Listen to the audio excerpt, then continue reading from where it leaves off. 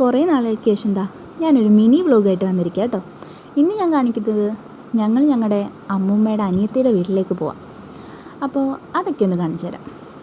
ഞാനും പാറും അച്ഛനും അമ്മയും കൂടെ കേട്ടോ പോകുന്നത്. സ്ഥലം ചേപ്പാട്, ഹരിപ്പാടിനടുത്താണ്. അങ്ങനെ ഞങ്ങൾ ഞങ്ങളുടെ ഓട്ടോയിലാണ് പോകുന്നത്. അങ്ങനെ പോകുന്ന വഴിക്ക് ഞങ്ങളൊരു ലേസൊക്കെ വാങ്ങിച്ചായിരുന്നു. പാറുവിന് ക്യാമറയിൽ അവളുടെ മുഖം കാണിക്കുന്ന ഇഷ്ടമല്ല, അതുകൊണ്ട് ഇത് മറച്ചു വെച്ചിരിക്കാം. സാരമില്ല. അങ്ങനെ ഞാൻ എൻ്റെ ലേസൊക്കെ പൊട്ടിച്ച് കഴിച്ചു തുടങ്ങി. ഇങ്ങനത്തെ ചെറിയ ചെറിയ യാത്രകൾ എനിക്ക് ഭയങ്കര ഇഷ്ടമാണ്.